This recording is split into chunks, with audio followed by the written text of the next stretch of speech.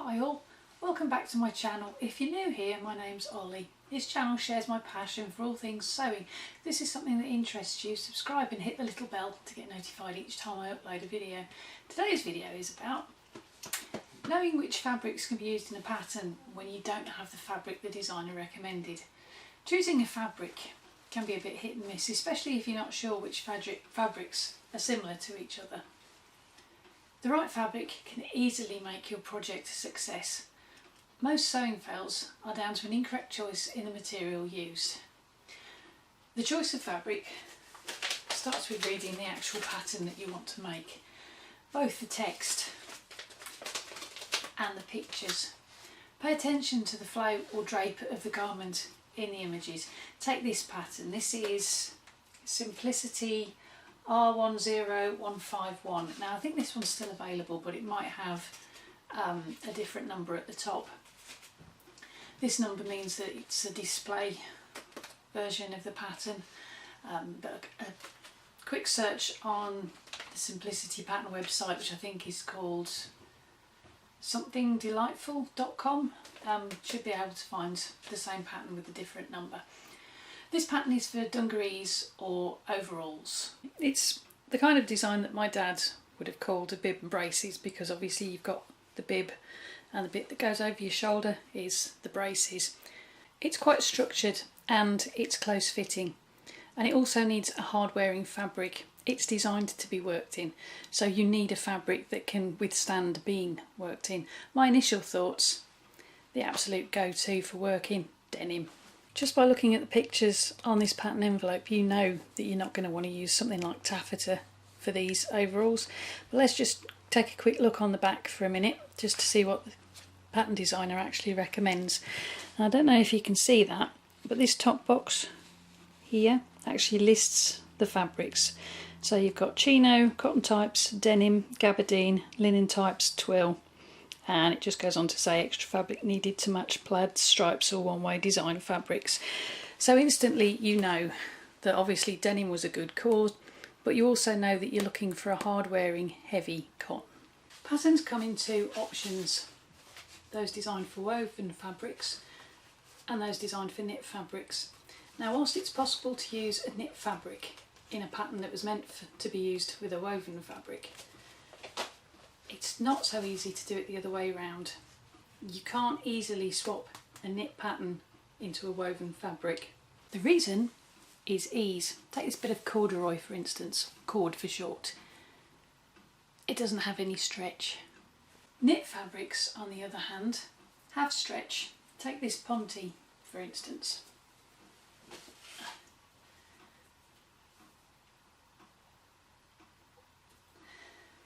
Now this means that knit fabrics can be cut with less room for the body to move. Some knits are so stretchy that they're cut with what's called negative ease, meaning they're cut smaller than your size, leaving no extra room for moving. Think swimwear or activewear. Trying to make that kind of pattern with a woven fabric is just going to end in tears. This top, McCalls 5495 from the 1960s, was designed for a woven fabric. Now if we flip the envelope around to the back to look at the suggested fabrics, I know it's going to be a bit tricky for you to be able to see this because it's a bit small. The suggested fabrics are in this box here, and it mentions linen, Oxford cloth, piqué, denim and poplin. So you know from the suggested fabrics and from the cut of the, oops, it's upside down, from the cut of the actual garments, that they're looking for a woven material with some kind of structure to it. I mean, look how close fitting that shirt actually is. I love the shape of the little hemline there with the little pointy bit. It's quite stylish. Now with a woven fabric, the needed room to actually get into the garment is provided by the allowance of extra fabric, which is the ease, and some kind of fastening. In this particular case it's a side zip which just fits in under the arm here.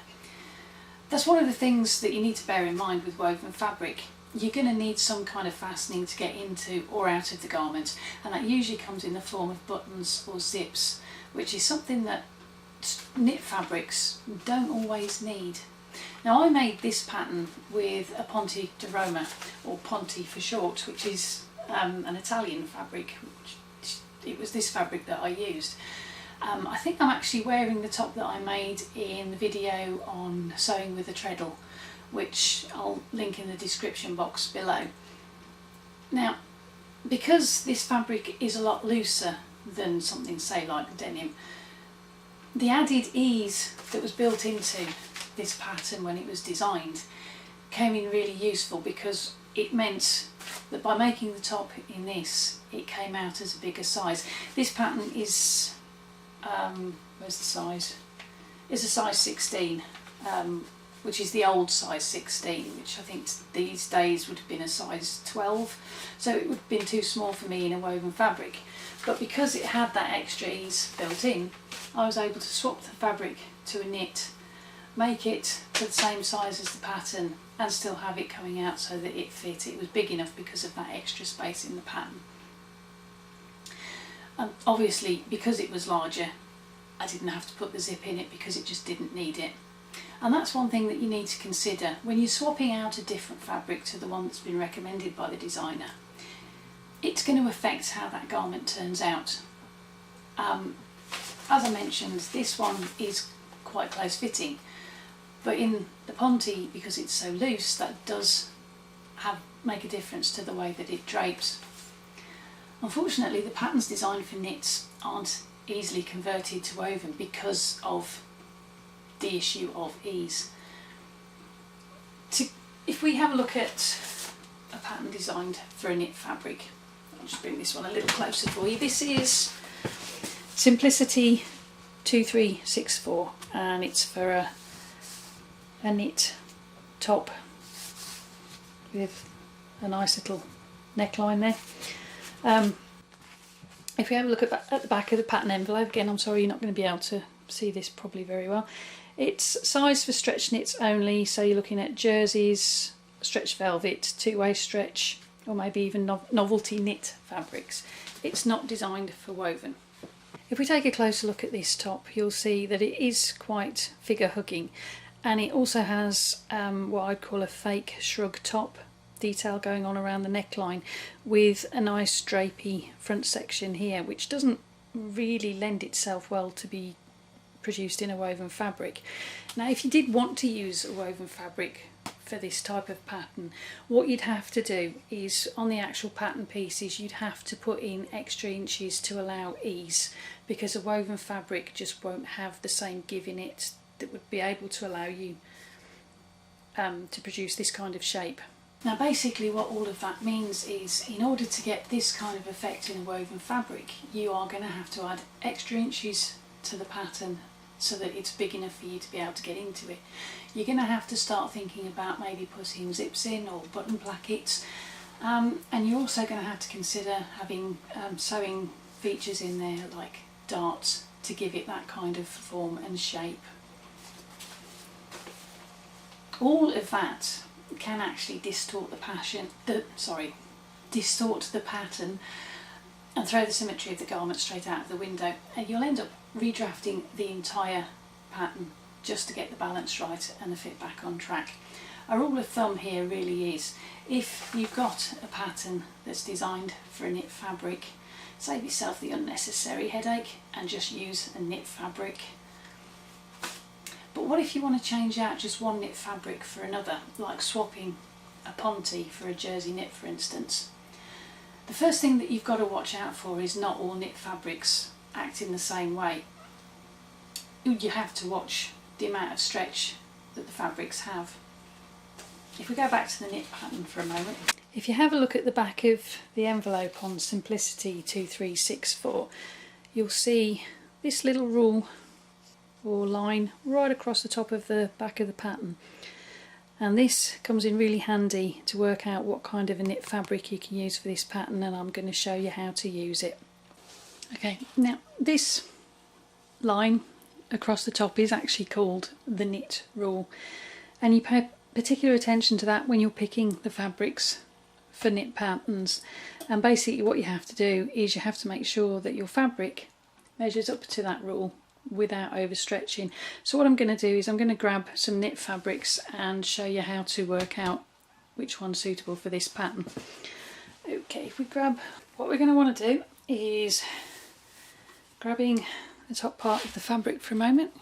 See that? Yep.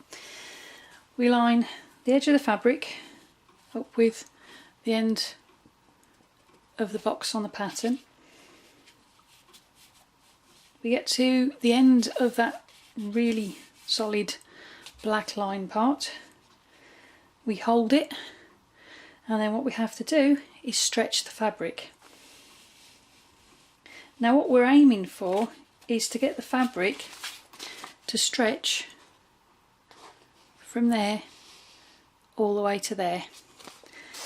And as you'll see, if I just do that again with the punty, we line it up, go from the arrow that way, it only comfortably gets to there, which is too short or not enough stretch for this particular pattern. Now I can make it go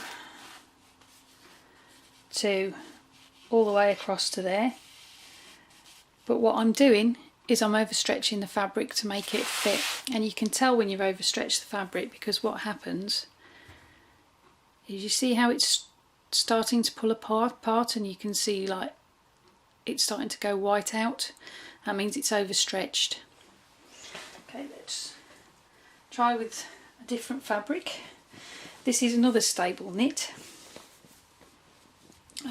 which, oops, wrong way, has a certain amount of stretch but not a lot, but let's see if that will work for this pattern. If I just grab the one end of it for a moment, put that back into focus, there you go. Okay, so we're going from the end of the black box, measure the fabric out to where that arrow is, oops, like that, and then pull, and it's not going very far at all. I'm only getting to about there. Oh, sorry. So again, that fabric's no good for this pattern because it doesn't comfortably stretch all the way across. So let's try stretch velvet for a moment. Actually, I think this one's a stretch velour. I'll find the end. Sorry about these. There you go. Right, so that's the self edge. Try and find an edge that's part of the, there you go, part of the actual width of the fabric. Okay, so we're going to put that in line with the end of the black box. I'm going to measure it up against, oops, it's a bit curvy this one, the arrow which is there, and then we're going to pull.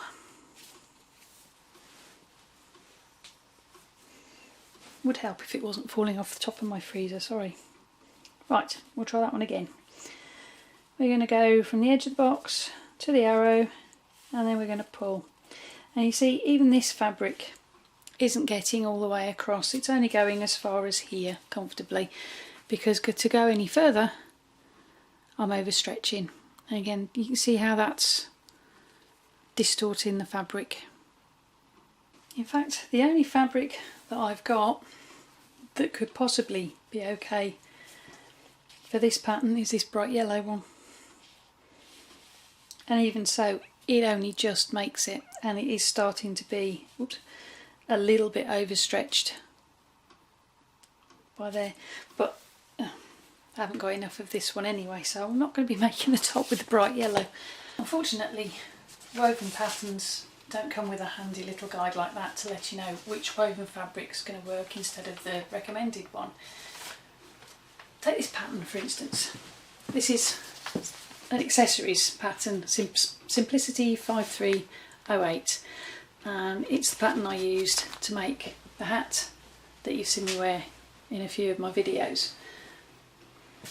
The fabric recommendations on the back of this particular pattern say to use denim, lightweight denim, corduroy or suede cloth. Now when I first made this pattern I used corduroy, that's what this is, but I could have swapped it out for something else.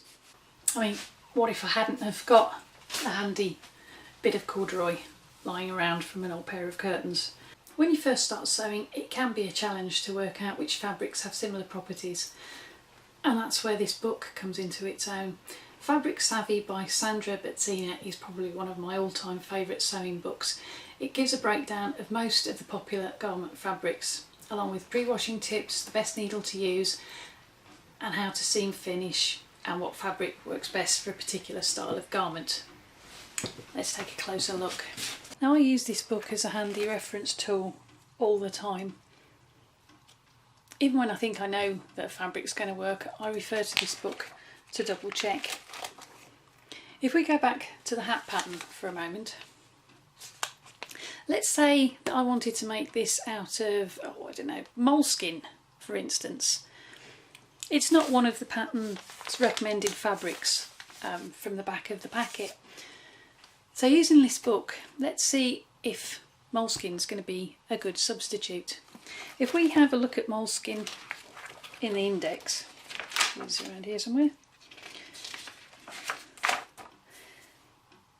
Moleskin. It's going to take me to the glossary page, which here. Now, moleskin is essentially just there.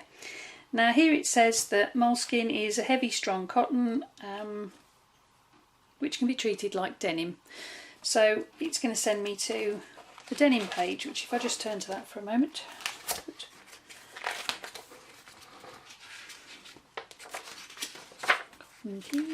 As you can see, it's got all sorts of fabrics in here. Right, this is the denim page. Knowing that moleskin can be treated like denim, which, if we refer back to the pattern, was one of the suggested fabrics to be used, we know that moleskin's going to turn out fine. It's the same kind of heavy cotton, and it will behave in the same way, so we're good to go. Now, if we have a closer look at the denim page, we'll see that the information that this book gives you is what kind of needle that you can use. You've got whether you should pre-shrink it, you've got top stitching advice, even down to the type of sewing machine foot that's best used for this particular fabric. But how about if I wanted to use vinyl, for instance? If we turn to the section on vinyl,